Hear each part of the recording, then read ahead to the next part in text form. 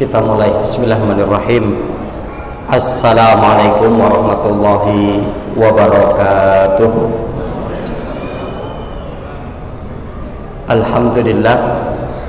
Alhamdulillahi kafa wassalatu wassalamu ala nabiyil mustafa wa ala alihi wa ashabihi ahli sidqi wal wafa.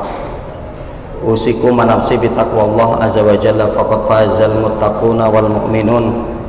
Haitsu yaqulullahu ta'ala ya ayyuhalladzina amanu taqullaha haqqa tuqatih wa la tamutunna illa wa antum muslimun.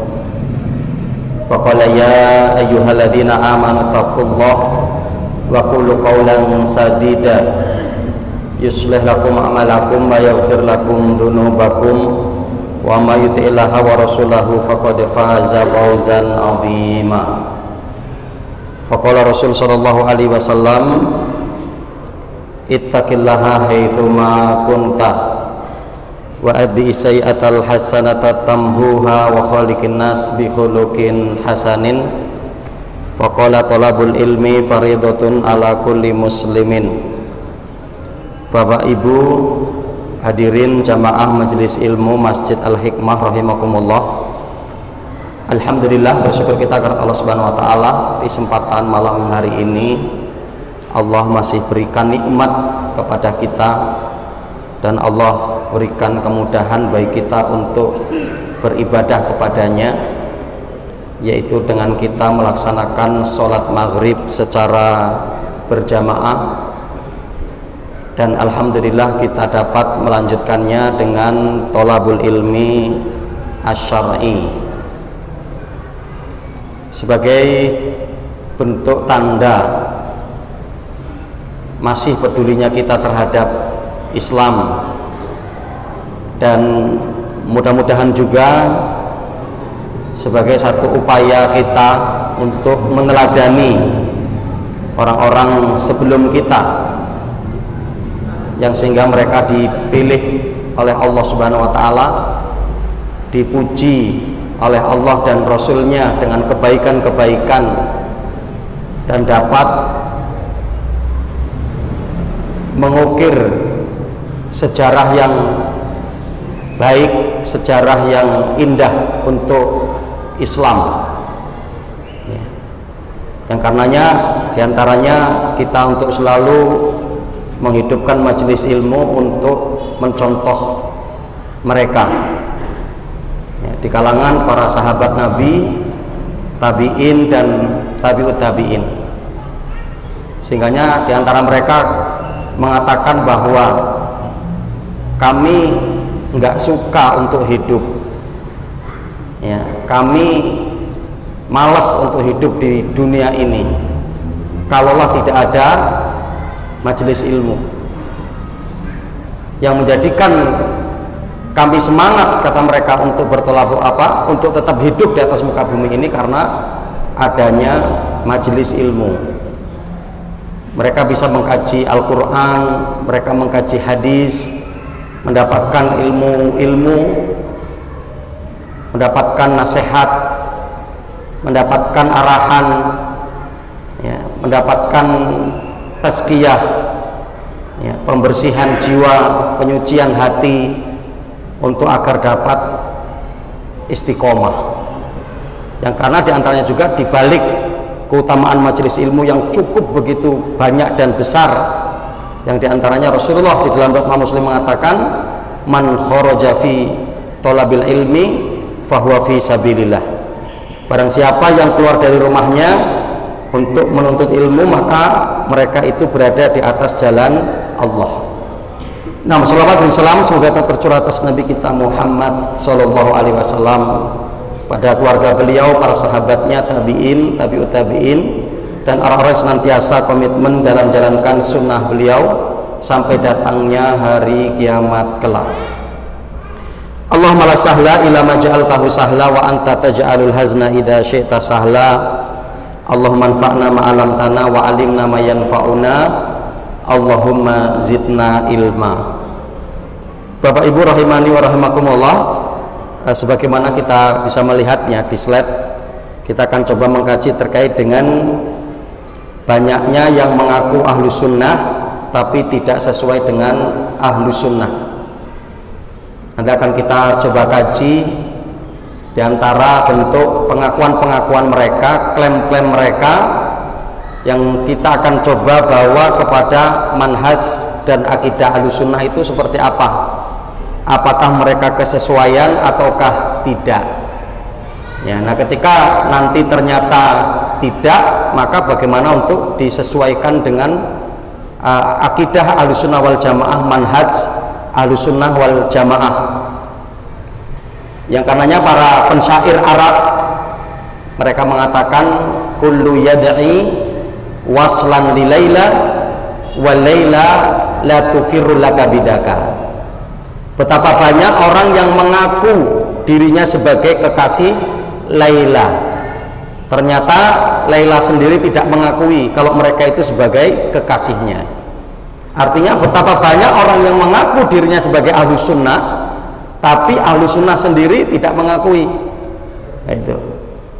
Nah, maka ini akan menjadi kajian kita pada malam hari ini, dan kita ambil dari kitab ini yang ditulis oleh itu ya, Dr. Syekh Nasir bin Abdul Karim Al-Aqil, mabahis dalam kitab beliau Mabahis fi Aqidati Ahlussunnah wal Jamaah wa Mauqiful Harakah Al-Islamiyah Al-Ma'asyirah minha. Ya, di sini ada beberapa poin yang nanti sudah saya cantumkan di sini, saya terjemahkan ke dalam bahasa Indonesia. Kita akan lihat di sini. Yang pertama, bagaimana mereka mengaku sebagai Ahlussunnah tapi menakwilkan sifat Allah.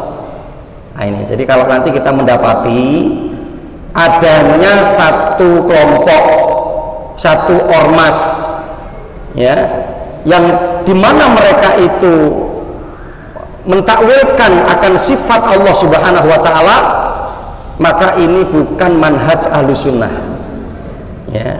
Nanti akan kita lihat diantaranya adalah Jahmiyah, Mu'tazilah, Asy'ariyah, yang nanti kalau kita lihat Jahmiyah sebetulnya kesalahan dalam sifat Allah Subhanahu wa ta'ala, mereka taktil ya. Taktil itu artinya mereka meniadakan ya. Nanti kalau kita akan melihat pada prinsip-prinsip akidah Jahmiyah, di mana Jahmiyah itu justru mereka terjerumus kepada taktil. Taktil itu meniadakan sifat-sifat bagi Allah Subhanahu wa ta'ala. Karena menurut mereka ketika nanti menetapkan akan sifat Allah, berarti kita menetapkan akan kemiripan Allah dengan makhluknya ya. Jadi contoh, Allah memiliki sifat marah ya, Allah tertawa. Nah, itu nanti makanya menurut mereka nanti akan sehingga memberikan tamsil atau tasbih kepada makhluk ya. Tapi dengan ini justru mereka malah meniadakan. Ini juga satu kesalahan ya, ini satu kesalahan ya, ketika kemudian taktil ini dilakukan oleh Jahmiyah. Kemudian Mu'tazilah, nah, kalau Mu'tazilah nanti termasuk terjerumus kepada takwil, yaitu menakwilkan dengan takwil-takwil menurut pikiran mereka, menurut akal mereka. Kemudian Asy'ariyah ya, kalau Asy'ariyah sebagaimana kajian kita di pertemuan-pertemuan sebelumnya, diantaranya adalah dengan menetapkan beberapa sifat saja bagi Allah ya. Ada yang 5 pada kajian yang lalu ya, ada yang 7, sampai kemudian disempurnakan oleh Maturidiyah Abu Mansur Al-Maturidi, yaitu dengan 20 ya. Maka ada 20 sifat wajib bagi Allah itu ya. Nah, ini ya kita akan lihat beberapa contoh gitu, seperti tertawa yang ditakwilkan dengan ridho ya. Jadi ketika Allah Subhanahu wa ta'ala melihat seorang hamba kemudian Allah tertawa, ya itu berarti ya mereka mentakwilkan sifat Allah Subhanahu wa ta'ala dengan ridhonya itu adalah dengan tertawanya itu adalah satu keridoan. Nah, ini tidak benar ya. Kemudian seperti apa? Cinta ya, ketika Allah mencintai seorang hamba ditakwilkan dengan iradah, dengan kehendak, atau juga dengan yadullah ya, Allah memiliki tangan, yang dimaksud di situ adalah kekuatan Allah.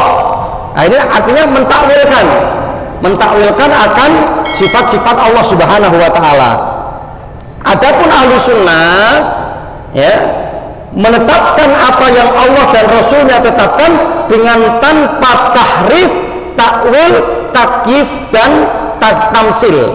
Nah, ini prinsip daripada akidah ahlu sunnah wal jamaah terkait dengan asma dan sifat Allah Subhanahu wa taala. Ya, jadi ahlu sunnah wal jamaah menetapkan apa yang Allah dan Rasulnya tetapkan dengan tanpa tahrif. Ya, tahrif itu tanpa menyimpangkannya. Ya. Kemudian apa? Tanpa memaknakannya. Ya, jadi ketika Allah marah, ya Allah marah. Ya. Ketika Allah punya tangan, ya Allah punya tangan. Ketika Allah tertawa, ya Allah tertawa. Tidak usah untuk kita takwilkan dengan takwil-takwil yang lain. Ya, ini prinsip Ahlussunnah wal Jamaah. Dengan tanpa takyif, membagaimanakan. Ketika Allah turun ke langit dunia, bagaimana turunnya Allah ke langit dunia? Tidak perlu. Ya, itu untuk kita imani. Allah Subhanahu wa taala turun ke langit dunia. Kemudian juga apa? Dengan tanpa tamsil, dengan memisalkan. Ya. Jadi tidak sebagaimana tadi Jahmiyah kan taktil, meniadakan. Ahlussunnah menetapkan sesuai dengan apa yang ditetapkan oleh Allah dan Rasulnya, dan menghindari dari apa? Tahrif, menghindari dari taktil, menghindari dari takyif, menghindari dari tamsil. Maka sangat masyhur disampaikan oleh sahabat oleh Imam Malik ya rahimallahu taala, yang dimana beliau mengatakan bahwa ya al-istiwa'u ma'lumun wal kaifu majhulun ya wa su'alu anhu bid'atun. Ya, dimana Pak? Bersemayamnya Allah itu adalah sesuatu yang maklum. Ya, Allah bersemayam, sudah. Ya, innallaha 'alal arsy istawa. Sungguhnya Allah bersemayam di atas ars. Ya sudah, Allah itu bersemayam. Enggak usah ditakwilkan, enggak usah disyarah. Ya, Ahlussunnah tidak begitu. Ya, al-istiwa'u ma'lumun wal kaifu majhulun. Ya. Di mana bahwa bagaimananya Allah itu satu yang tidak bisa kita ketahui. Itu adalah satu yang tersembunyi, majhul. Ya. Wa su'alu anhu bid'atun wal imanu bihi wajibun wa su'alu anhu bid'atun. Di mana beriman tentang hal itu, mengimani saja kita dengan tanpa tahrif, tanpa takwil, tanpa tamsil, ya, itu adalah satu kewajiban yang menjadi kewajiban kita untuk mengimani. Ya, wasu'alu anhu bid'atun, sedangkan menanyakan itu satu kebid'ahan. Ya, bagaimana turunnya Allah, bagaimana ketawanya Allah, seperti apa tangannya Allah, itu bid'ah, itu tidak boleh kita untuk menanyakan tentang hal itu. Ini yang disampaikan oleh yaitu Imam Malik rahimahullahu taala. Jadi kalau Ahlussunnah seperti itu, menetapkan apa yang Allah dan Rasulnya tetapkan dengan tanpa tahrif, taktil, ya, takyif dan tamsil. Kemudian berikutnya, ini diantara dari dalilnya dalam surat Al-A'raf ayat 180, walillahil asmaul husna fad'u biha wa darul ladzina yulhiduna fi asma'ihi sayujzauna ma kanu ya'malun. Dan sungguhnya bagi Allah memiliki asma-asma yang baik, dan berdoalah kalian dengannya, ya Rahman, ya Rahim, ya Jabbar, ya Razak, ya. Kita untuk berdoa kepada Allah dengan asma dan sifat Allah Subhanahu wa taala. Wa darul ladzina yulhiduna fi asma'ihi, dan berhati-hatilah bagi orang-orang yang ingin berlebih-lebihan terhadap asma Allah, yang ingin merubahnya, mentakwilkannya. Sayujzauna ma kanu ya'malun, Allah akan berikan balasan yang buruk atas mereka yang melakukan daripada tidak benar terhadap asma dan sifat Allah. Dalam surat Asy-Syura ayat 11, Allah mengatakan laisa kamitsli syai'un wa huwas samiul basir. Tidak ada semisal dengan Allah, dan dialah Allah maha ya mendengar lagi maha melihat, ya. Kemudian juga Pak, meniadakan apa yang ditiadakan oleh Allah dan Rasulnya. Jadi nggak perlu nambah-nambah. Ada sifat ini lagi, ada tambah ini lagi, nggak perlu. Ya. Kemudian yang ketiga, ya, tawakuf pada lafaz yang tidak disebutkan oleh Allah dan Rasulnya. Tapi ini nanti dalam kajiannya termasuk bagian dari hak Allah. Ya, maka apa? Ahlussunnah tawakuf. Ya, seperti jihad. Ya, jihad itu artinya arah. Dari mana ke arah Allah? Itu ya. Kemudian terkait juga dengan jism, yaitu akan apa namanya? Fisik bagi Allah. Ya. Yang ketika Allah punya tangan, ya artinya Allah kemudian punya wajah. Kullu syai'in halikun illa wajhah. Semua wajah makhluknya akan hancur kecuali hanya wajah Allah yang akan tetap kemudian ada, ya. Nah, di mana Pak terkait dengan hal ini? Karena tidak ada dalil yang menyebutkan tentang hal ini, maka Ahlussunnah tawakuf, diem, enggak memberikan penjelasan terkait dengan perkara seperti ini.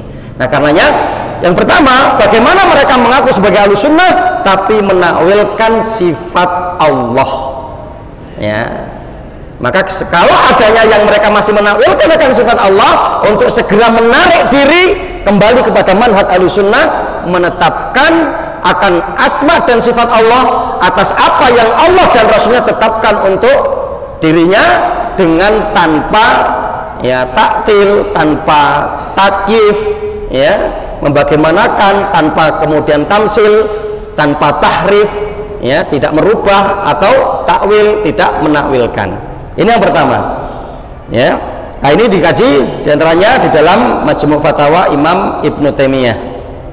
Kemudian yang kedua, bagaimana mereka menisbatkan kepada Ahlussunnah tapi menganggap jalan sufi sebagai manhaj yang selamat dan jalan dakwah. Masya Allah itu ya. Nah, karena kita akan mendapati itu. Mereka mengaku kami Ahlussunnah, nah, tapi ternyata apa? Ya, mereka tapi menganggap bahwa jalan sufi, jalan tasawuf atau sufi sebagai manhaj yang selamat, ya, dan jalan dakwah. Maka kita akan lihat. Syaikhul Islam Ibnu Taimiyah rahimahullah taala dalam Majmu' Fatawanya beliau berkata, adapun kata sufi belum dikenal pada abad-abad ketiga Hijriah, akan tetapi baru terkenal setelah itu. Pendapat ini telah diungkapkan oleh lebih dari seorang ulama, lebih dari satu orang ulama, diantaranya adalah Imam Ahmad bin Hambal, kemudian Abu Sulaiman Ad-Darani dan ulama-ulama yang lain. Jadi kalau kita akan melihat di kalangan generasi mufadhalah, tiga generasi utama dari sahabat, tabi'in dan tabi'ut tabi'in, mereka nggak mengenal istilah sufi. Sufi itu muncul baru setelah itu. Bagaimana kemudian sufi ini untuk dijadikan satu apa? Manhaj dalam berislam. Ya, makanya saya pernah mendapatkan satu kajian seorang ustadz itu dengan jelas, ya, tapi saya kemudian justru tahu, karena selama ini saya tidak tahu beliau ini apa akidahnya gitu. Ternyata pas qadarullah saya ikutin kajiannya, dia menyebutkan dengan gamblang, ya, dimana Pak dia mengatakan saya ini madhabnya Syafi'i, ya, akidahnya ya Asy'ariyah atau Maturidiyah, ya, itu ya, dia menyampaikan seperti itu. Kemudian tasawuf saya itu Imam Ghazali, ya, tasawuf saya Imam Ghazali, ya. Adapun kemudian tarekat saya Naqsabandiyah. Wah, ini berarti jelas ini, ya, orang ini sudah jelas menjelaskan dirinya, ya, padahal konteksnya jelas, ya, berarti dia adalah orang tarekat, dia berarti adalah orang apa namanya Maturidiyah, ya. Ketika Syafi'iyah tidak ada masalah lah, ya, karena itu memang madhab yang dibenarkan, disepakati oleh Ahlussunnah wal Jamaah, yaitu adanya madhab Syafi'iyah atau yang dibawa oleh Imam Asy-Syafi'i, ya.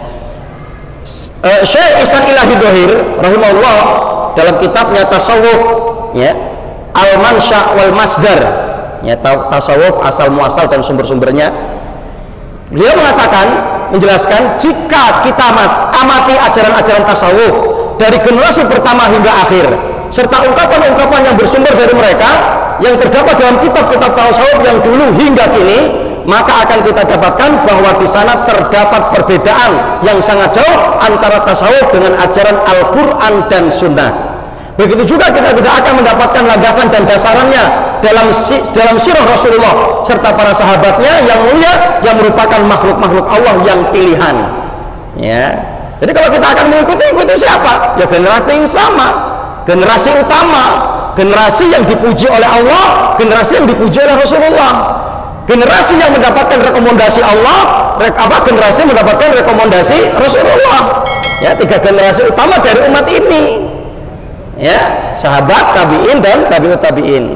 Bahkan sebaliknya kita dapatkan bahwa tasawuf diadopsi dari ajaran kependetaan Kristen, kerahiban Hindu, ritual Yahudi dan kezuhudan Buddha. Ya. Kemudian kita lihat juga di sini, mereka hanya membatasi pelaksanaan ibadah berdasarkan rasa cinta dan mengabaikan sisi-sisi yang lain seperti rasa takut dan harap. Ya, maka nanti mereka itu lebih kepada hati. Ya, zuhud, tinggalkan dunia, ya, untuk menghubungkan hati kepada Allah. Ya. Nah ini, ya, sehingga mereka untuk mengedepankan terkait dengan mahabbah, tapi melupakan khauf dan roja. Termasuk ajaran tasawuf adalah berpegang teguh pada zikir-zikir atau wirid-wirid yang telah ditetapkan oleh guru-guru mereka. Maka nanti ajaran tasawuf kan begitu, adanya zikirnya, kemudian wiridnya, itu sampai kan apa? Sampai pagi biasanya mereka, yang sampai meninggalkan sholat subuh, biasanya begitu. Ya, jadi wirid itu sampai kadang ada yang nari-nari, ada yang joget-joget, begitu kan? Ada yang kemudian sampai mulainya kadang sudah larut malam, nanti kemudian selesai sampai subuh, begitu. Ya, sikap berlebihan kalangan tasawuf terhadap siapa yang mereka katakan para wali dan syekh yang bertentangan dengan akidah Ahlussunnah wal Jamaah. Kadang keterjurumusan mereka kepada hulu, berlebihan, ya, sehingga melakukan takzim kepada syekh-syekh mereka, bahkan ketika syekh mereka sudah meninggal. Ya, itu akan tetap dilulukan, akan kemudian diagungkan. Kemudian termasuk bagian dari agama tasawuf yang batil adalah takarubnya mereka kepada Allah dengan nyanyian dan tarian. Ya, nyanyian dan tarian, memukul rebana dan bertepuk tangan. Mereka katakan bahwa semua itu adalah ibadah kepada Allah. Nah, ini dari mana sumbernya itu? Ya, kalau kita akan melihat kepada manhaj akidah Ahlussunnah wal Jamaah, tidak ada prinsip dalam beribadah kepada Allah dengan tepuk tangan, dengan joget-joget, dengan nari, dengan kemudian tabu-tabu rebana. Nah, itu tidak ada. Ya, ya, sehingganya bahwa ya kita kembali lagi kepada kaidah tadi bahwa tidak bisa ya untuk dikatakan penisbatan kepada Ahlussunnah tapi menganggap jalan sufiyah sebagai manhaj yang selamat dan jalan dakwah. Ya, jadi jalan yang akan selamat dan sebagai jalan yang untuk manhaj dakwah kita adalah manhaj Ahlussunnah wal Jamaah yang mengikuti 3 generasi utama atas umat ini yang mendapatkan rekomendasi dari Allah Subhanahu wa taala dan Rasulnya. Nah, ini yang kedua. Adapun yang ketiga, bagaimana mereka menisbatkan diri mereka kepada Ahlussunnah? Dai mereka ikut menyebarkan perkara-perkara yang tidak sunnah seperti peringatan, perayaan dan maulid-maulid hari kelahiran. Nah, itu masih banyak itu kan terjadi di tengah-tengah umat. Bagaimana mereka akan dikatakan, oh kami Ahlussunnah, kami mengikuti sunnah Rasul, kami menjunjung 3 Al-Quran, tapi ternyata apa? Ya, di sini disebutkan bahwa ternyata mereka masih banyak melakukan peringatan-peringatan dan perayaan-perayaan dan melakukan apa? Mawalid, maulid-maulid. Ya, ada maulid Nabi, ya, kemudian nanti ada maulid nafsi gitu ya. Kelahiran diri sendiri, kelahiran anak, ulang tahun gitu kan. Ya, Syekh Utsaimin rahimahullah taala menjelaskan tentang hal ini. Ya, beliau menjelaskan ada 2 yang ternyata dua-duanya ini ya sama-sama salahnya gitu, sama-sama salahnya. Pertama, ketika menghukumi bahwa hal ini sebagai satu ibadah, ya, di mana bahwa peringatan-peringatan yang ada, peringatan Maulid Nabi, kemudian hari kelahiran, itu ibadah. Ketika bahwa itu masuk dalam konteks ibadah, jelas iyyakum wa muhdatsatil umur. Ya, hindarilah oleh kalian untuk melakukan perkara-perkara yang baru dalam urusan agama. Ini ibadah yang Rasulullah tidak melakukan itu. Apakah Rasulullah memperingati itu kan kelahiran Nabi Isa, kelahiran sebelumnya, atau para sahabat memperingati kelahiran Rasulullah? Kan artinya seperti itu kan? Kalau ini dimasukkan dalam ranah ibadah, berarti konteks dalilnya adalah wa iyyakum wa muhdatsatil umur. hindari oleh kalian untuk mengada-ngada perkara yang baru yang tidak pernah dilakukan oleh Rasulullah.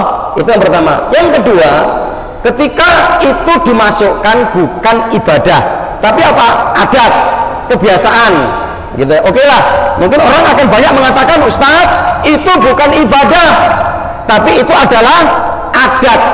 Itu adalah kebiasaan-kebiasaan kami, kebiasaan masyarakat, kebiasaan orang-orang kampung. Oke, selesai rahimahullah ta'ala, beliau menjelaskan dengan dua hal.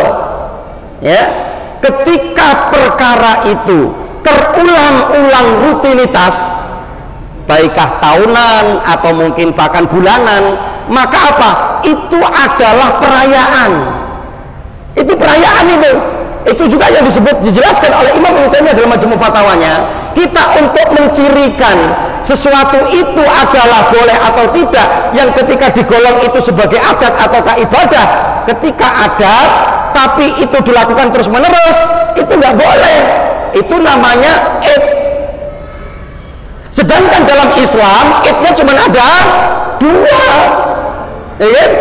Ketika Rasulullah SAW dalam Imam Muslim, ketika Rasulullah datang ke Madinah, kemudian Rasulullah mendapati orang-orang ketika itu melakukan satu perayaan. Rasulullah kemudian bertanya, kalian sedang melakukan apa?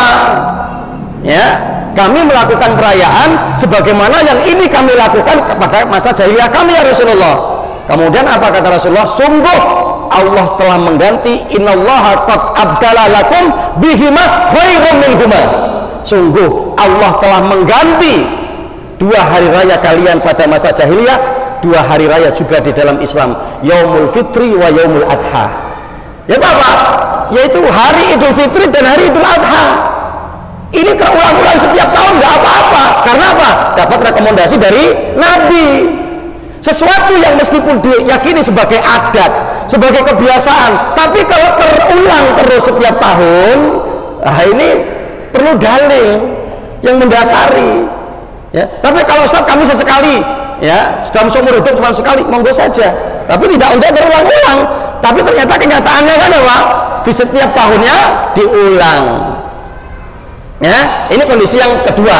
Ya, apa kondisi yang pertama dari yang kedua tadi? Kalau diyakini sebagai adat, ini penjelasan Syekh Utsaimin rahimahullah taala. Yang kedua, ketika ini diyakini sebagai satu adat, ya ingat, ya hal ini menyerupai orang-orang kafir tidak, gitu kan? Karena ternyata apa? Yang mencetuskan ini orang kafir. Orang kafir itu kan gitu kan, punya senang-senang setiap hari kelahiran apa dirayakan, gitu kan? Tiup lilin, motong roti. Itu kan, itu budayanya siapa juga? Budaya orang kafir itu. Ya sehingga semua hari itu biasanya apa? Yang penting-penting bagi mereka itu apa? Mereka buatkan hari. Itu kan, semua hari ini ada. Ya, hari ibu ada, hari buruh, atau hari bapak ada nggak itu? Kalau nggak ada kita harus protes itu. Masa yang ada cuma hari ibu? Ya kan artinya apa? Ketika kita itu adalah satu aktivitas yang meskipun akan diyakini sebagai satu bentuk adat, oke, tapi kita lihat menyerupai kekhususan orang-orang Yahudi, Nasrani tidak. Kalau menyamai, jangan. Karena Rasulullah SAW di dalam Imam Abu Dawud mengatakan apa? Man tasyabbaha biqaumin fahuwa minhum. Barang siapa yang menyerupai suatu kaum, maka dia termasuk golongannya. Ya, itu tipu daya loh. Tiup lilin, roti, kemudian tepuk-tepuk tangan, nyanyi-nyanyi, ikhtilat, hati-hati itu. Kadang kemudian yang sedang ulang tahun loh, bajunya sembarang, perempuan yang sudah gadis gak pakai jilbab, bajunya ketat, nerawang-nerawang. Ini luar biasa. Pinginnya apa? Ngikutin yang gak benar, bawa kita kepada keburukan. Nah itu harus hati-hati. Nah ini ya. Jadi yang ketiga, bagaimana mereka ingin menisbatkan diri mereka kepada ahlus sunnah. Dai mereka ikut menyebarkan perkara-perkara yang tidak sunnah, seperti peringatan-peringatan perayaan dan maulid-maulid, yaitu hari kelahiran. Ya, mudah-mudahan bisa dipahami. Kemudian yang ketiga, yang keempat, ya, bagaimana mereka menisbatkan diri mereka terhadap ahlus sunnah, tapi dai, ustadz dan kiai mereka membolehkan mengagungkan kepada kubur para wali dan orang-orang yang sudah meninggal, dan meyakini dapat memberikan manfaat dan mudarat. Nah, kita mendapati itu satu ormas, satu pesantren, ustadz, kiai yang justru apa? Yaitu mengagungkan kubur, mengagungkan orang-orang soleh, mengagungkan para wali dan seterusnya. Ya, bahkan kita mendapati pondok-pondok besar, di tengah-tengah mereka itu ada apa? Makam, gitu kan? Di masjid ada, depan masjid ada makam. Nanti mereka kapan waktu kemudian duduk di sana berzikir, ya, berdoa, masya Allah, itu kan? Ya, padahal ini apa? Dilarang keras dalam Islam. Kalau kita ahlu sunnah wal jamaah tidak akan mungkin melakukan ini. Maka seharusnya malu ketika mengaku sebagai ahlu sunnah wal jamaah, ternyata apa? Berkunjung ke makam para wali, ya, kemudian mengagungkan kuburan. Kita melihat apa yang kemudian Allah hajatkan untuk mengutus Nabi Nuh alaihi salam, kan, yang Allah abadikan dalam surat Nuh, ya, ayat 23 itu kan kenapa? Karena mereka mengagungkan orang-orang soleh, ya. La tadaruna alihatakum wala tadaruna wadda wala suwa'a wala yahusa wa ya'uqa wa nasra. Ini semua orang-orang soleh yang kemudian apa? Diagung-agungkan. Mereka gambar, taruh di tempat-tempat ketika mereka berkumpul. Ketika itu mereka tidak puas, tidak cukup banyak itu, dibisiki oleh setan, ya, nanti kalau cuma gambar bisa hilang, bagaimana generasi-generasi setelahmu, gitu kan? Maka apa? Terus bagaimana? Ya buatkan patung itu, pengagungan, kan? Dibuatkan patung lah. Sudah dibuatkan patung, ya jangan cuma sampai segitulah, minta kepada dia, itu orang soleh, orang baik, mereka nanti bisa menyambungkan kepada Allah dan seterusnya. Itu akhirnya diibadahi selain Allah. Allah dengan ini tidak tinggal diam, menghajatkan untuk diutusnya seorang nabi dan rasul. Allah utus Nabi Nuh alaihi salam, yang mereka tetap tegak dengan kekufuran mereka, dengan kesyirikan mereka. Akhirnya Allah turunkan air hujan yang tidak pernah berhenti, dan Nabi Nuh sudah menyiapkan dengan bahtranya. Hancur semua manusia, kehidupan makhluk pada saat itu, kecuali yang ikut bersama bahtera Nabi Nuh alaihi salam, ya. Dan Rasulullah SAW pun jelas mengatakan apa? La tasuddur rihal illa fi salasati masajid. Dalam riwayat Imam Bukhari dan Muslim, Rasulullah mengatakan tidak boleh bagi kalian untuk melakukan perjalanan khusus kecuali kepada 3 tempat, ya. Masjidi hadza, kata Rasulullah, masjidku ini, Masjid Nabawi, Masjidil Haram wa Masjidil Aqsa. Boleh kita untuk mengadakan perjalanan khusus untuk ke sana, tapi untuk ke tempat-tempat selain itu yang diniatkan untuk beribadah, diniatkan untuk apa? Berziarah, maka semua itu tidak diperbolehkan, ya. Nah, ini untuk tidak bolehnya adanya satu perbuatan untuk berlebih-lebihan, ya. Ini adalah merupakan, ya, bukan konsepnya ahlu sunnah wal jamaah. Kalau masih seperti ini, ya, artinya masih mengagungkan orang yang sudah meninggal, ya, mengagungkan kuburan, ya, mengagungkan tempat-tempat yang dikeramatkan, ya, ini merupakan bukan termasuk daripada konsep Ahlussunnah wal Jamaah. Yang karenanya Rasulullah pun mengatakan la tutruni kama atrotin nasara ibnu Maryam innama ana abdun fakulu abdullah wa rasuluhu. Rasulullah sendiri saja dalam riwayat Muslim mengatakan apa? Janganlah kalian berlebih-lebihan kepadaku, ya. Untuk berlebihan kepada makam Rasul itu tidak boleh, ya. Kita kemudian untuk menziarahi makam Rasul karena kita berziarah kepada masjid Rasulullah, ya. Kita sembari untuk melihat makam Rasulullah, dan tidak boleh berlebih-lebihan. La tutruni, ya, jangan berlebihan kepadaku sebagaimana Isa ibnu Maryam yang berlebihan kepada apa namanya pengikut Nabi Isa Maryam yang berlebihan kepada Isa ibnu Maryam, ya, menganggapnya sebagai Tuhan, sebagai ilah yang diagungkan, gitu, ya. Innama ana abdun, karena sungguhnya aku hanya sebagai hamba biasa. Saya sebagai manusia sebagaimana kalian. Fakulu, maka katakanlah Abdullah wa rasuluhu, katakanlah bahwa aku ini adalah hamba Allah dan utusannya.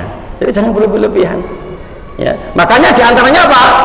Rasulullah mengulang-ulang halakal mutanatiun, halakal mutanatiun, halakal mutanatiun, ya, celaka orang yang berlebih-lebihan, celaka orang berlebih-lebihan, ya. Dan Rasulullah pun mengatakan apa? Iyakum wal hulu fa innal huluwa ahlaka man kana qablakum. Hindarilah oleh kalian berlebih-lebihan dalam agama ini, karena dengan berlebih-lebihan dalam agama ini, ya, itu termasuk, ya, daripada yang membinasakan umat-umat sebelum kalian, ya. Nah, ini poin yang keempat, ya. Nah, ini poin yang kelima. Insyaallah nanti mungkin akan kita lanjutkan setelah sholat isya. Dan Bapak Ibu rahimakumullah,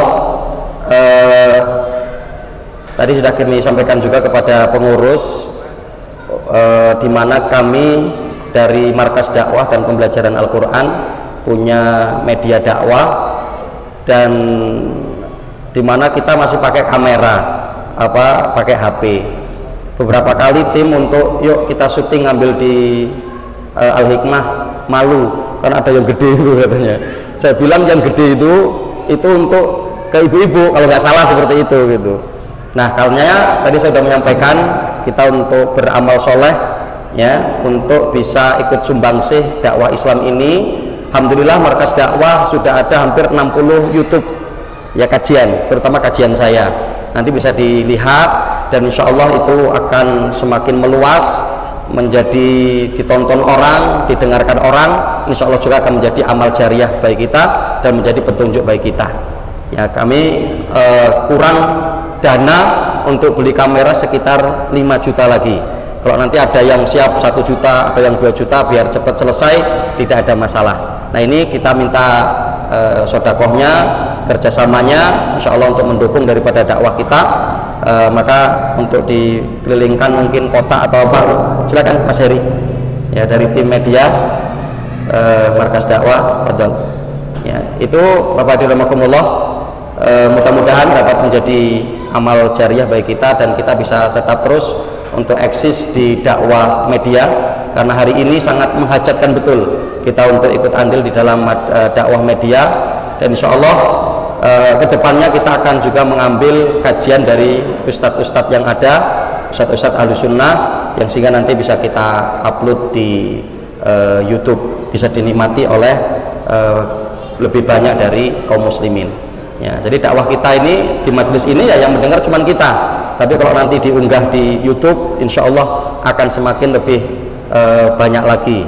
Ya, wallahu a'lam bishawab. Jazakumullah khairan katsiran atas kerjasama antum, dan itu bukan untuk kami pribadi, ya, bahwa ini semua adalah untuk kepentingan dakwah Islam. Wallahu a'lam bishawab. Insyaallah nanti untuk poin 5 dan poin-poin berikutnya akan kita lanjutkan kembali setelah sholat isya. Jazakumullah khairan, kemudian Allah berikan kemudahan untuk rezeki kita dan keberkahan dari apa yang Bapak Ibu semua infakkan, Allah akan berikan balasan yang berlipat ganda. Aku lupa di hadza safadim liwalakum. Saya tutup terlebih dahulu. Wabillahi taufik. Assalamualaikum warahmatullahi wabarakatuh.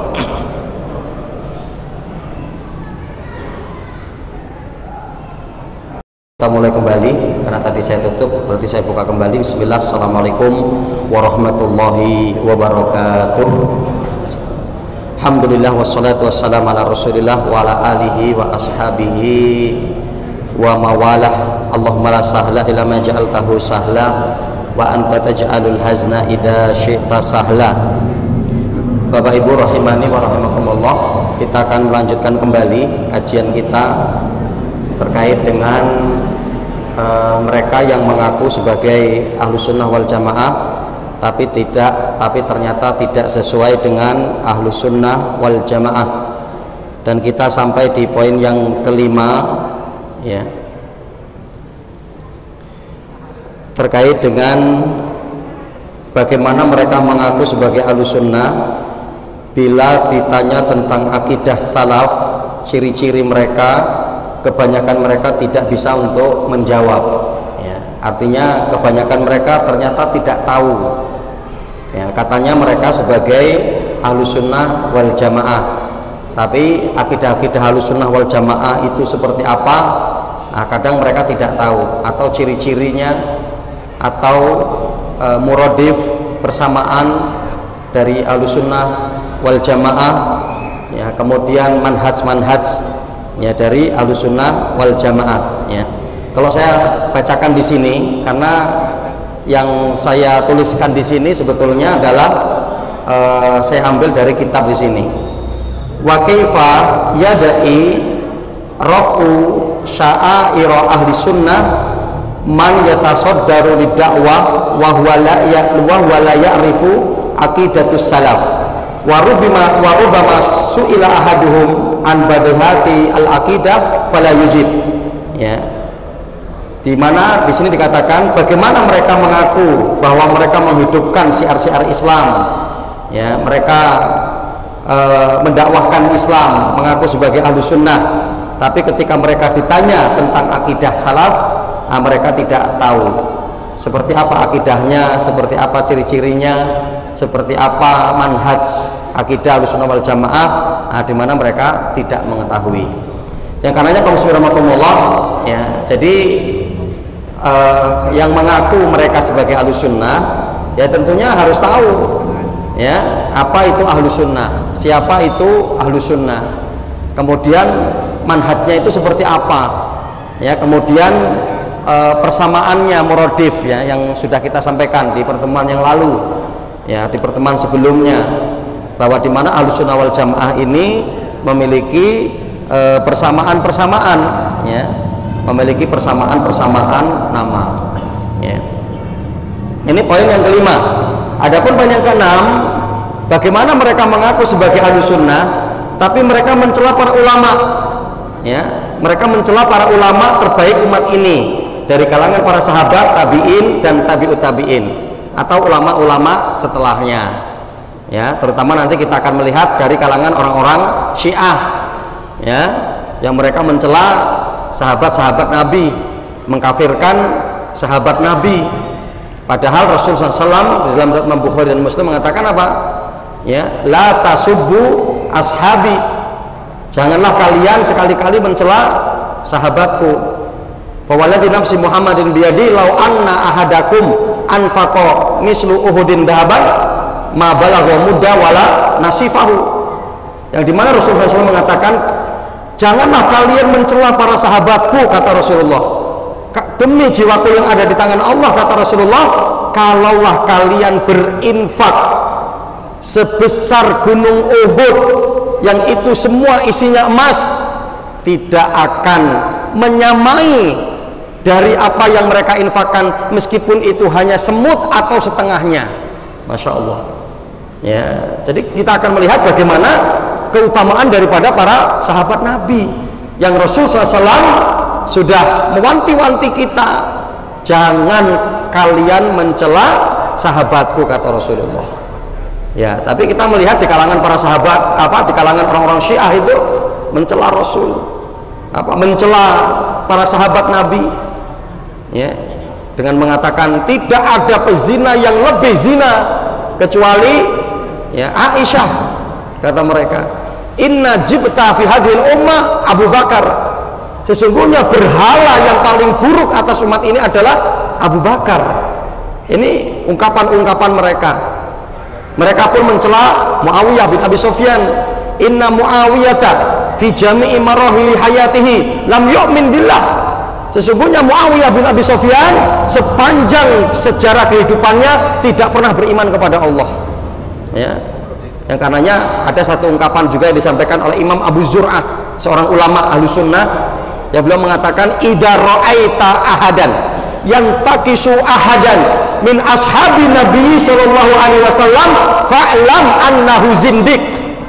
Kalau kamu mendapati ada seorang yang mencela satu atau sekian dari sahabat Nabi sallallahu alaihi wasallam, ketahuilah bahwa itu adalah orang zindik, ya, bahwa itu adalah orang zindik, ya. Yang karenanya, ya, bahwa Ahlussunnah wal Jamaah tidak akan mungkin mencela, ya, kurun al-mufaddalah, generasi-generasi yang diberikan keutamaan dari kalangan para sahabat, tabi'in dan tabi'ut tabi'in. Nah, ini. Kemudian yang ketujuh, bagaimana mereka mengaku sebagai Ahlussunnah tapi mengakhirkan sholat. Nah, kita mendapati itu, ya, orang-orang yang mengaku sebagai Ahlussunnah tapi tidak memperhatikan sholat, ya, termasuk mengakhirkan dari waktu yang semestinya, tidak sholat berjamaah. Banyak itu, bahkan kiainya juga kadang ada itu, ya kiainya yang tidak sholat berjamaah, gitu kan. Bahkan kadang anaknya juga nggak pakai jilbab, gadis sudah punya anak, sudah punya anak, punya suami, nggak pakai jilbab, gitu. Tapi orang tuanya ustadz, tapi orang tuanya kiai, gitu kan. Nah terus bagaimana mereka kok mengaku dirinya sebagai ahlus sunnah? Apakah ahlus sunnah seperti itu kan begitu? Ya.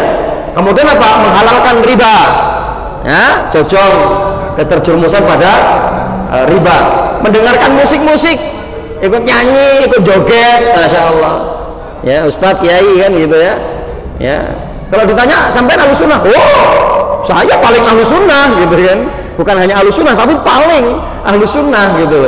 Tapi ternyata apa? Masih mau mendengarkan musik-musik gitu kan. Ya, memperbolehkan menggambar makhluk bernyawa, ya, merokok, mencukur jenggot gitu ya. Ya, justru pas taklim sambil rokok itu, masya Allah, itu katanya ahlus sunnah, ya, pas taklim sambil merokok, ya. Nah, karenanya kalau subhanallah, nah ini diantaranya sebagai satu ya nasihat lah gitu, ya, artinya bahwa ahlus sunnah itu tidak melakukan ini, ya, artinya apa? Ahlus sunnah itu sholat tepat waktu, ya, ahlus sunnah itu berjamaah di masjid, ya, ahlus sunnah itu menghindari dari riba, ahlus sunnah itu menghindari musik-musik. Karena diantaranya Rasulullah dalam riwayat Muslim kan mengatakan begitu, la yakunanna fi ummati aqwamun man yastahillal hirra wal harira wal ma'azif. Kata Rasulullah, akan terjadi di akhir umatku yang mereka menghalalkan zina, menghalalkan sutra, dan menghalalkan musik-musikan. Itu berada di akhir zaman ketika kondisi sedang kacau. Ya, kalau ternyata sudah terjadi itu, ya, dan hari ini kayaknya ya acara-acara itu kalau nggak ada musiknya kurang pas. Sepertinya ya kurang mantap gitu kan. Ya, bahkan bukan hanya untuk yang perkara besar ya, seperti apa namanya walimah pernikahan gitu ya, tapi kadang untuk ulang tahun saja, wah itu harus pakai musik itu, ya kan? Harus nanggap organ tunggal gitu kan, harus masya Allah, karaokean dan seterusnya, ya. Dan di mana Pak ahlus sunnah memutuskan tidak boleh untuk menggambar makhluk hidup, nggak boleh. Ya, menggambar makhluk hidup itu tidak boleh. Karena apa? Sesuai dengan hadis yang sahih, Rasulullah mengatakan apa? Kepada orang-orang yang menggambar, baik dengan gambar tangan, tulisan, ya, atau kemudian dengan patung, ya, itu apa? Diperintahkan nanti oleh Allah pada hari kiamat, ya, ahyu ma khalaqtum, ya, jadi hidupkanlah apa yang telah kamu buat. Coba bisa nggak kamu untuk menghidupkan? Nggak bisa. Maka jangan membuat ya gambar-gambar yang bernyawa. Kemudian apa? Merokok. Nah itu ya, ahlus sunnah kalaupun mungkin masih ada yang masukkan itu makruh, ya, ahlus sunnah itu makruh ditinggal kalau ahlus sunnah, ya, kalau berprinsipnya ahlus sunnah mengikuti Rasulullah loh, mengikuti Rasulullah itu yang makruh ditinggal, bukan untuk dijaga malah dilestarikan, bukan, ya, tapi apa? Untuk ditinggalkan, ya, karena diantaranya para ulama menghukumi ya bahwa dihalalkan oleh kalian itu yang halal-halal minat thayyibat dan diharamkan wa yuhramu alaikumul khaba'is, dan diharamkan bagi kalian itu adalah khaba'is. Para ulama memasukkan rokok itu termasuk khaba'is karena apa? Jelas dari pabriknya saja ditulis kok kalau memberikan bahaya kan gitu kan, bahkan bukan hanya tulisan, digambar, masya Allah, itu masih orang nggak takut gitu loh, nggak takut. Ya, bahkan saya pernah mendengar ketika beli sesuatu gitu, mendengar orang guyon-guyon gitu ya, ya mereka pada ngerokok, ngerokok kayak mana, katanya bikin batuk, katanya bikin ini. Itu saya apa namanya mendapati bahwa di mana kambing nggak ngerokok aja batuk gitu kan, ya, kambing nggak ngerokok aja batuk, iya dia bisa main dengan kambing, gitu kan, kambing aja nggak ngerokok tuh, tapi batuk kambing, gitu kan. Ya, masya Allah. Nah, jadi artinya bahwa kalaupun ya kalau ulama Saudi kan menghukuminya haram, kalau ulama Indonesia contoh mungkin menghukumnya satu yang makruh juga ahlus sunnah meninggalkan kok, ya, Jadi Ahlussunnah itu meninggalkan sesuatu yang dimakruhkan. Ya, saya masih ingat itu dulu ketika ikut daurah dengan Syekh dari Saudi ya. Ketika beliau ditanya oleh salah satu peserta, karena peserta daurah masih banyak yang ngelepus cari tempat yang aman gitu kan, minggir-minggir gitu kan, rokok gitu di ujung mana, di pinggir mana gitu kan. Setelah itu ada yang beranikan diri nanya, ya Ustadznya enggak apa, Syekhnya itu tidak menjawab dengan dalil dengan apa, cukup ngambil uang 100.000, kemudian apa, dia lipat gitu ya, dia linting gitu ya, lintingan itu kan kayak tembakau ya, rokok itu ya, dibuat kayak gitu. Ini rokok ini gini nih, bakar duit gitu ya, bakar duit ya. Seorang itu berani sampai dia nyaci anaknya, nyaci istrinya, marah sama anaknya, marah sama istrinya, yang penting bisa ngerokok. Masya Allah itu kan, padahal akhirnya akan menimbulkan satu yang buruk ya. Bagaimana kita untuk bisa meninggalkan puasa saja, kita bisa meninggalkan kan, insya Allah, yakin kepada Allah. Kalau Hakim kan menggambarkan apa ya, semakin banyak infak. Kalau ternyata masih belum kok, dengan sudah berinfak kok kemudian rokoknya masih cocok, tambah lagi infaknya sampai nggak punya duit sehingga nggak bisa untuk beli rokok kan, begitu ya. Nah ini kemudian mencukur jenggot. Nah ini kadang ada itu satu ustadz, kiai-kiai yang justru malah nggak berjenggot. Ya katanya Ahlussunnah wal Jamaah. Ahlussunnah itu praktekkan hadis Nabi, ahyul lihya wa qassu syarib khaliful yahud, kata Rasulullah. Di dalam riwayat Bukhari dan Muslim, Rasulullah mengatakan apa? Panjangkan jenggot, ya. Kemudian apa? Tipiskan kumis. Selisih orang-orang Yahudi. Nah, di antaranya apa? Ternyata orang-orang Arab itu suka laki-laki berjenggot. Masya Allah. Ya kan? Ternyata apa? Nanti adanya hadis. Ya, ini dinukil oleh Imam Syekh Abdurrahman Al-Syekh dalam kitab Fathul Majid. Di antaranya bahwa Rasulullah melarang jenggot itu untuk ditali. Nah ini yang jenggot-jenggotnya panjang, jangan sampai nali jenggot itu. Kan ternyata ada hadis larangan dari Rasulullah. Ya, kemarin kita sampaikan dari kajian Al-Asar itu. Ya, tidak boleh menali jenggot. Jenggot itu tidak boleh ditali. Karena apa? Imam Al-Khattabi rahimahullah taala menyebutkan dulu pada masa jahiliyah itu kondisi jenggot ini ada dua. Orang-orang kafir jahiliyah kalau mau perang ditali jenggotnya. Wah, itu bikin ngeri musuh itu. Gitu kan, menurut mereka gitu, bikin wah ini preman, ini hebat, ini berarti jenggotnya ditali, gitu kan. Makanya jangan menyerupai mereka. Tidak boleh kita untuk menali jenggot untuk ditali, ini tidak boleh. Kemudian yang kedua, di mana dulu itu mereka sengaja menali atau melipat jenggot itu agar kemudian jenggotnya itu rusak. Karena apa? Kalau jenggotnya itu bagus, itu bisa menjadi takjub orang. Ya, tajuk orang itu nanti bisa menjadi ain, itu kan, yang tanpa diiringi zikir, masya Allah, gitu kan, itu diiringi zikir. Tapi kalau kok, wow, luar biasa gantengnya orang itu, jenggotnya, gitu ya, ma'ajmal hadzal rajul, lihyatuhu thalil, masya Allah. Artinya seperti itu akan dapat menimbulkan kepada ain. Itu. Maka kalau ingin disukai wanita-wanita Arab, pakai jenggot, insya Allah itu, ya. Insya Allah orang Arab nanti akan ke sini, gitu kan, ya, akan ke Indonesia, mereka akan banyak ke Indonesia, ya, dan mereka senang siapa? Laki-laki yang berjenggot, itu lebih keker, lebih hebat, itu lebih kuat, itu orang-orang berjenggot itu, ya. Yang tidak juga ya jangan kecil hati, gitu ya, jangan waduh ini saya nggak berjenggot kayak mana, gitu ya, nggak usah memaksakan diri, ya, saya sudah pakai sekian obat loh Ustaz, gitu ya, sudah berusaha ya, kalau nggak tumbuh juga ya sudah nggak apa-apa, gitu ya. Tapi ini satu keutamaan. Jadi Ahlussunnah itu memelihara jenggot, gitu. Jadi tidak kok mengaku sebagai Ahlussunnah tapi dicukur terus, gitu kan, dicukur terus, ya, tidak pernah berjenggot, ya. Kiai, Pak Kiai jenggotnya mana? Memang saya nggak berjenggot, tapi kayaknya ada bekas cukuran itu, kan kelihatan itu kan kalau bekas dicukur itu. Nah, bohong berarti. Kayak mana mau kita panggil sebagai Ahlussunnah kok tidak menghidupkan sunnah? Ya, kemudian berikutnya, apakah layak mereka mengaku sebagai Ahlussunnah tapi tujuan dakwah dan taklim bukan akidah Ahlussunnah, tidak meninggikannya dan tidak memperjuangkannya, ya, jadi lebih kepada kelompoknya, ya, lebih untuk justru malah menjatuhkan yang lain, ya, untuk kemudian membenci yang lain. Nah, jadi artinya bahwa Ahlussunnah harus dalam dakwahnya, taklimnya itu senantiasa untuk menghidupkan itu, kembali kepada Ahlussunnah, kembali kepada Al-Quran, kembali kepada Sunnah, kepada manhaj salaf, ya, dan seterusnya. Ya, karena itu adalah sebagai manhaj keselamatan. Yang kesembilan, bagaimana mereka bisa dikatakan sebagai Ahlussunnah tapi menyeru kepada persatuan tapi bukan kepada satu kalimat, Al-Quran dan Sunnah. Ya, jadi kalau ketika mereka, kami Ahlussunnah, untuk menyeru kepada satu kalimat, yang satu kalimat itu yang dimaksudkan adalah Al-Quran dan Sunnah, bagaimana ketika kemudian dalam taklimnya, dalam kajiannya tidak menyeru kepada Al-Quran dan Sunnah?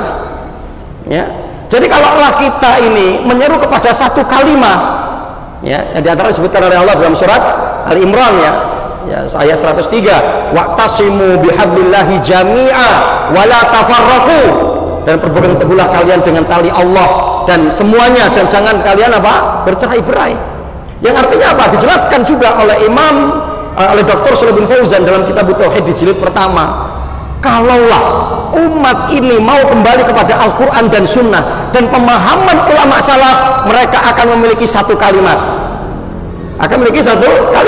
perbedaan dalam madhab, perbedaan dalam aplikasi amaliyah ibadah fikih, nggak ada masalah berbeda, ya, tapi apa, semangat juangnya sama, semangat kembali kepada Al-Quran dan Sunnahnya sama, semangat untuk menghidupkan akhlaknya sama, semangat untuk meninggalkan maksiatnya sama, ya. Tapi ketika kemudian ternyata rujukannya berbeda, yang akan terjadi ya berbeda, ya, karena dimanapun kalau Al-Quran dan Sunnah sesuai dengan pemahaman salaf, mau di Eropa, di Amerika, di Australia sama.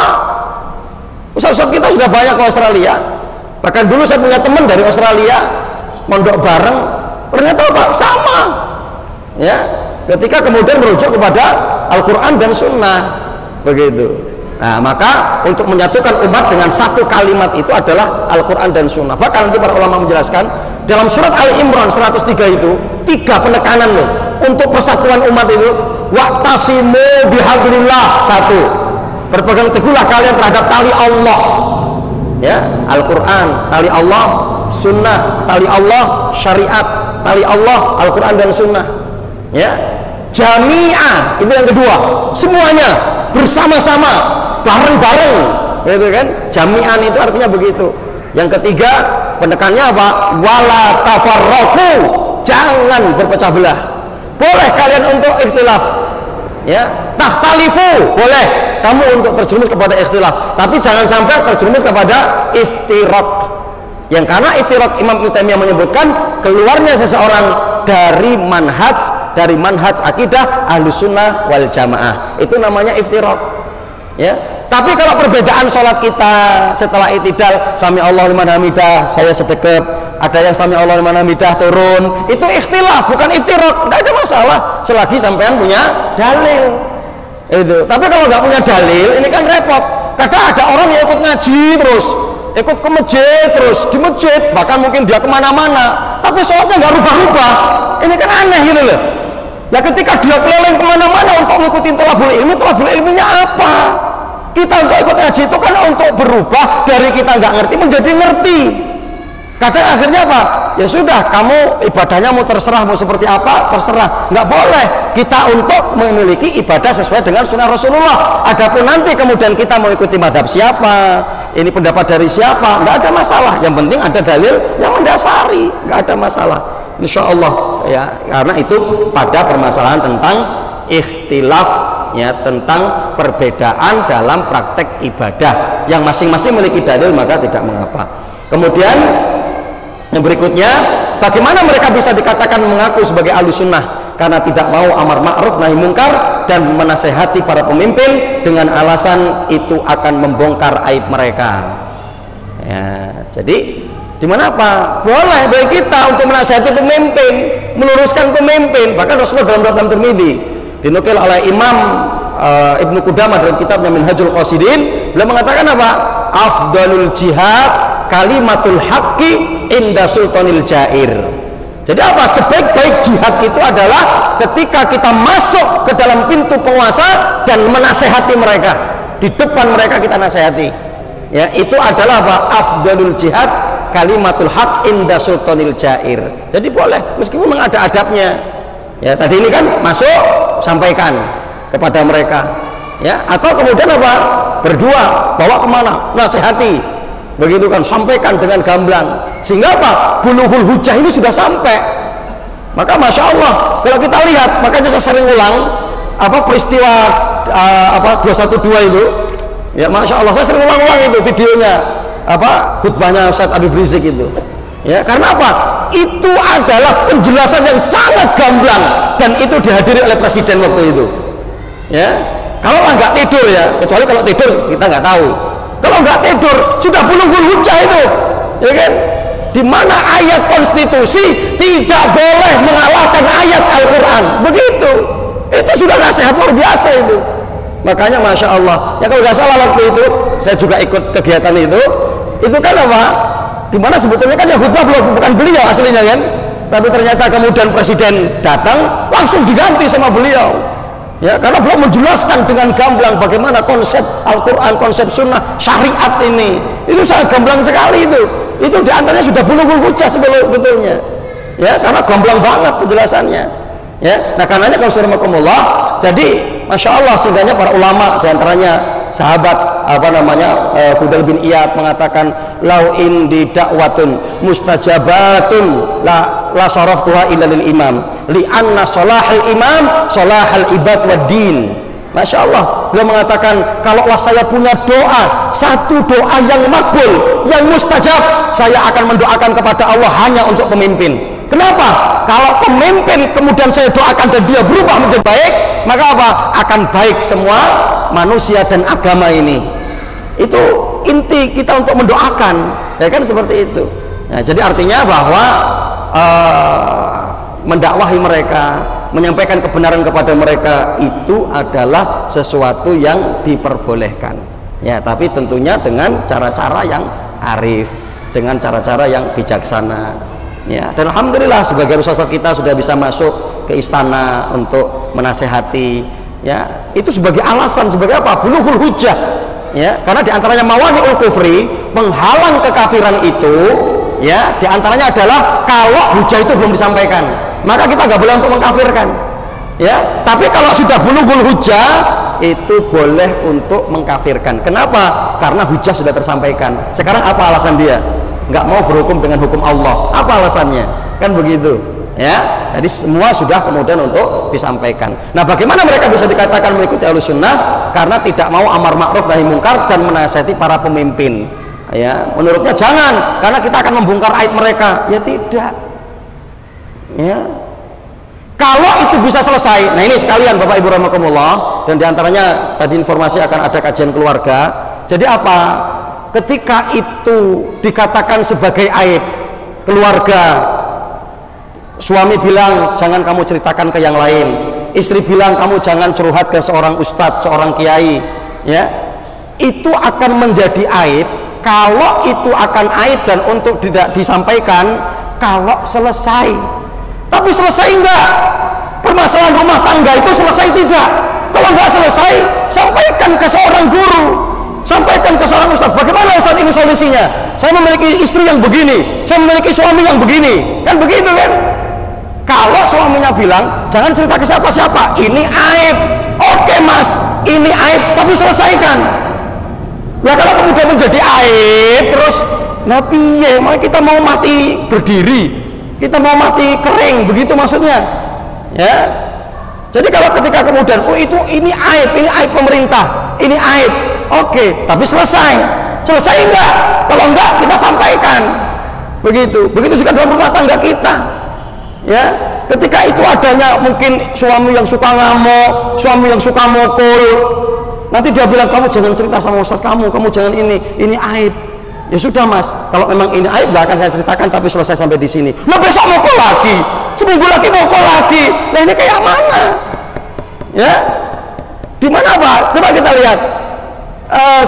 Istrinya Abu Darda kan laporan kan kepada Salman Al Farisi kan, kamu kok kayak gini sih?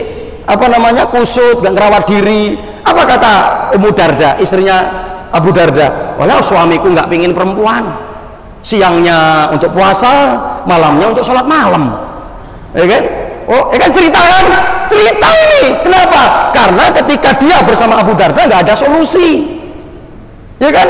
Terus jadi gitu terus, bisa mati kering istrinya, nggak disentuh, ya kan? Ya. Mas Heri jangan senyum juga, masih bujang antum. Bentar lagi insya Allah, ya bagian media kita ini bentar lagi akan nikah ini, ya.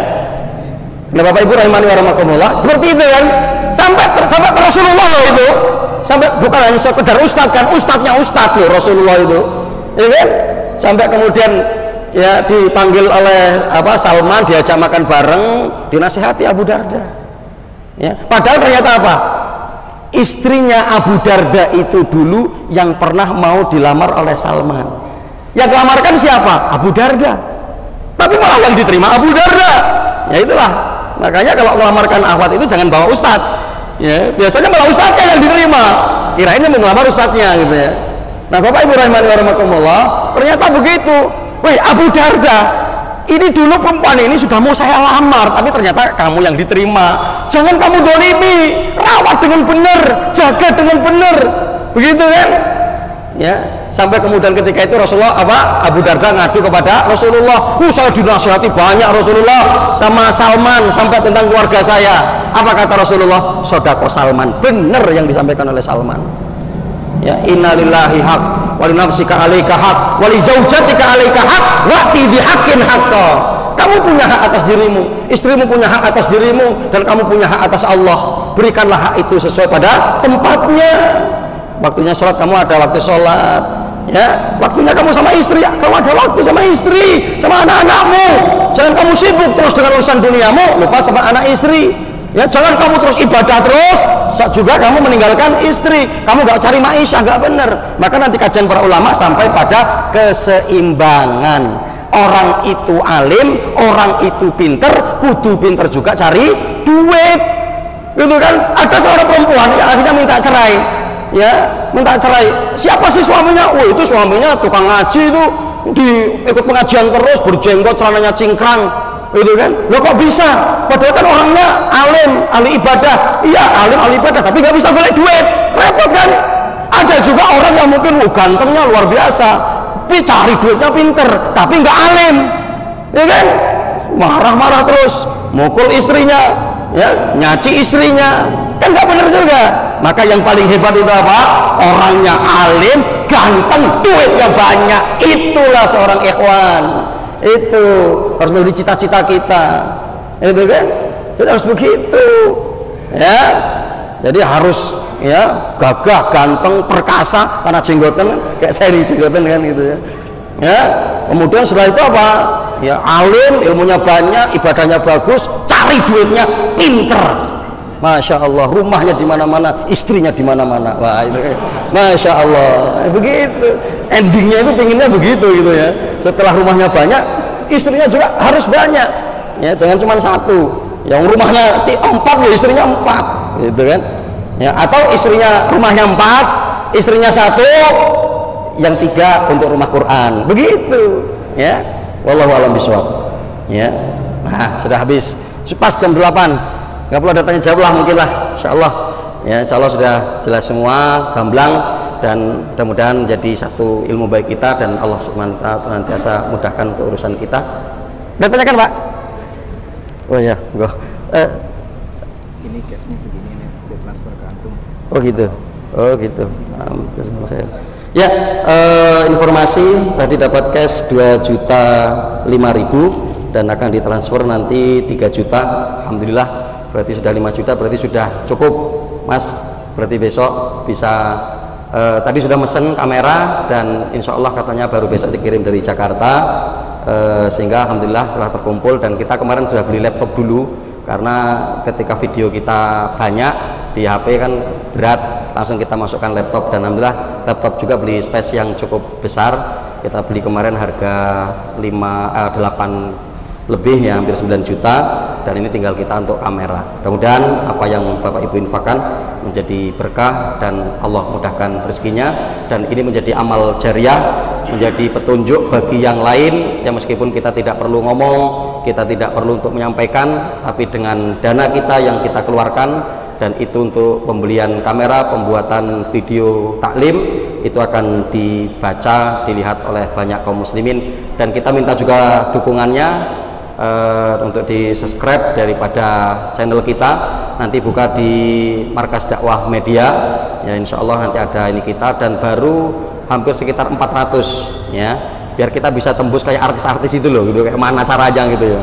Jadi biar Masya Allah gitu ya, kita bisa untuk cepat memberikan dakwah kepada umat yang lebih luas kembali.